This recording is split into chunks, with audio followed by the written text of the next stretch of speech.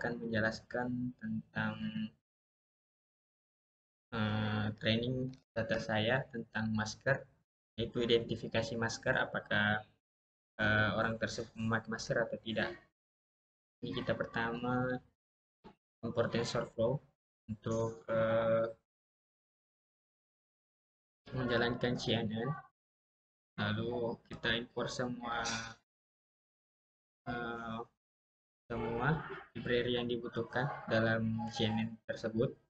Selanjutnya yaitu kita melihat version dari TensorFlow tersebut.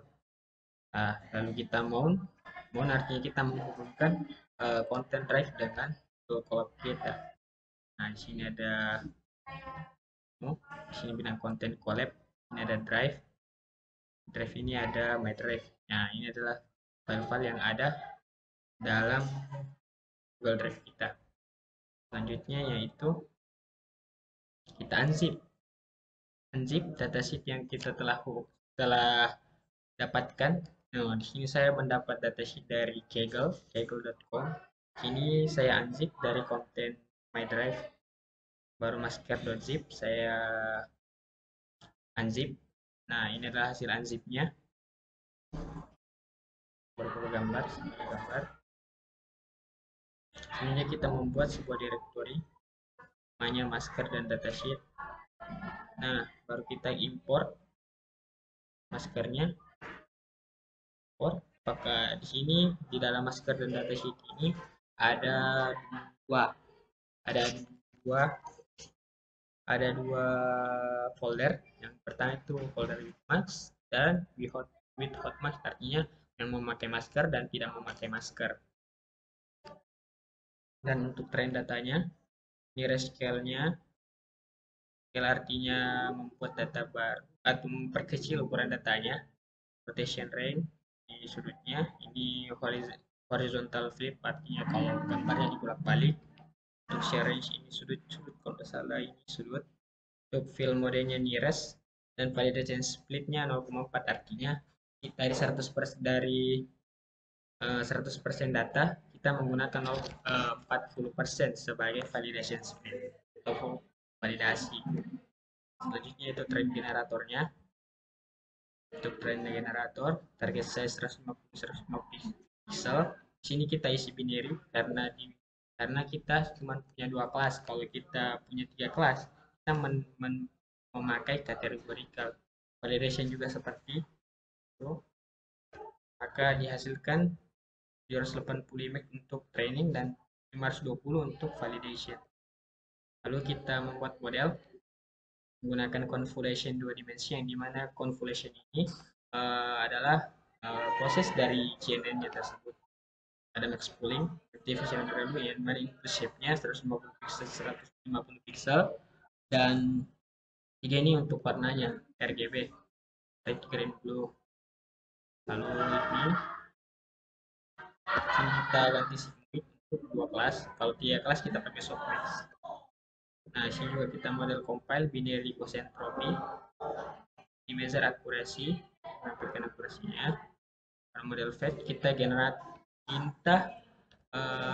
train sampai 25 per epoch-nya itu 25, kita training sebanyak 20 epoch. Jadi kita training dan tiap epoch itu ada 25 step. Validasi per C2. Lalu setelah itu kita save untuk data trainingnya tersebut atau model untuk data trainingnya. Setelah itu kita indikasi bahwa kalau indeks 0 dia adalah with max, dan jika indeks 1 maka dia akan without max, artinya tidak pakai masker. Selanjutnya kita tampilkan data, nanti adalah untuk collab files, untuk filesnya nanti files image dan semua untuk bisa mengakses data. Lalu kita classes predict size 10 untuk data semua image-nya. target size-nya 150 pixel 150 pixel, lalu kita image NP dari 6i desktop X classes baru print, dan ini page-nya. Jika kelasnya sama dengan 0, maka dia akan masuk dalam quick match. Jika kelasnya sama dengan 1, maka dia akan masuk ke hot match. Ini adalah contohnya. Di sini saya tidak men-train datanya karena train data ini cukup memakan waktu yang banyak, waktu yang lama. Jadi saya hanya memperlihatkan train data yang pernah saya train. Di sini ada choose file, di mana saya memilih file gambar ini, dan di mana hasilnya itu text. Mungkin itu saja penjelasan dari untuk training modelnya, dan di mana training modelnya saya sudah simpan di sini dalam masker H5 dengan format H5. Mungkin sekian. Terima kasih.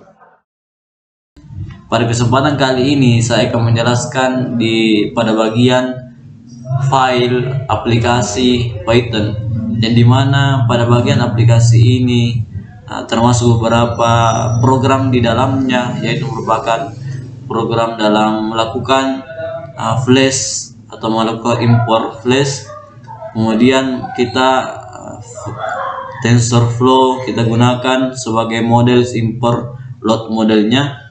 Kemudian dalam proses ini adalah kita melakukan import image dalam website yang kita masukkan, di mana upload folder di dalamnya terdapat image. Kemudian ketika selesai kita upload image-nya, maka ketika terdeteksi bahwasanya dia memakai masker atau tidak, itu akan memunculkan dua logika. Yang pertama, ketika dia memakai masker, maka akan memunculkan white mask. Kemudian ketika dia tidak memakai masker, image tersebut tidak memakai masker, maka without mask. Ini merupakan proses get metode post, di mana dalam proses penguploadan folder file.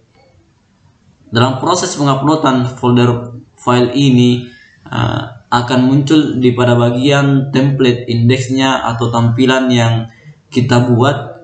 Disitulah kita melakukan proses upload file yang kita gunakan.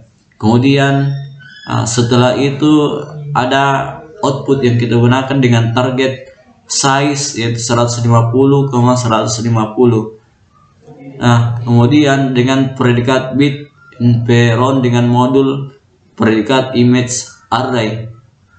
Kemudian adapun aplikasi rootnya menggunakan display file name yang kita gunakan dalam proses mengirim from directory ke dalam upload folder file name-nya dengan menggunakan port yang kita gunakan, yaitu 1300 dengan hasil true. Jadi intinya pada bagian aplikasi ini, dalam aplikasi Python yang kita gunakan adalah ketika kita melakukan upload suatu file image dengan memakai masker, maka akan terdeteksi memakai masker. Kemudian ketika kita mengupload file image dengan tidak memakai masker, maka akan terdeteksi tidak memakai masker. Nah, itulah dari fungsi dari aplikasi yang kita buat. Mungkin ini yang dapat saya sampaikan, kurang lebihnya mohon dimaafkan. Saya lanjutkan kepada teman saya.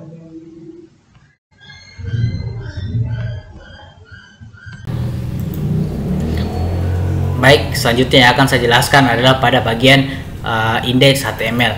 Jadi indeks HTML ini adalah sebuah pengimplementasian algoritma yang kami gunakan menjadi sebuah website yang baik. Jadi seperti pada hal umumnya dalam sebuah website terdapat beberapa bagian penyusun dalam sebuah website itu sendiri.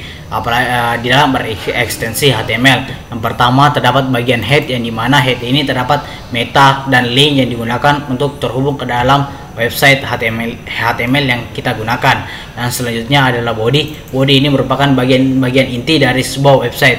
Yang akan saya jelaskan pada indeks HTML di sini adalah pengimplementasian algoritma yang kami gunakan menjadi sebuah website yang dapat digunakan untuk pengidentifikasian gambar terkait menggunakan masker ataupun tidak menggunakan masker. Jadi di dalam pengimplementasian yang pertama itu adalah terdapat sebuah kondisi dan kondisi upload image, yang dimana upload image ini berekstensi image dengan URL for send upload image dengan file name uploaded image. Jadi send uploaded image ini terdapat pada bagian app.py, yang dimana send upload image ini merupakan bagian dari uploaded image dengan nama image dan file name, yang merupakan bagian dari image path yang diambil dengan uploaded folder dengan metode get dan post. Jadi user dapat melakukan sebuah post ke dalam sebuah website. Jadi selanjutnya, jika kondisi upload image ini terpenuhi, maka yang selanjutnya dia akan masuk ke bagian prediksi. Namun ketika user belum memasukkan sebuah image, maka hanya akan muncul tulisan teks dengan tulisan masukkan gambar. Kondisi yang kedua adalah di bagian prediction. Jadi di bagian prediction ini merupakan hasil output yang dikeluarkan setelah melakukan percobaan atau identifikasi terhadap gambar yang telah diupload oleh user.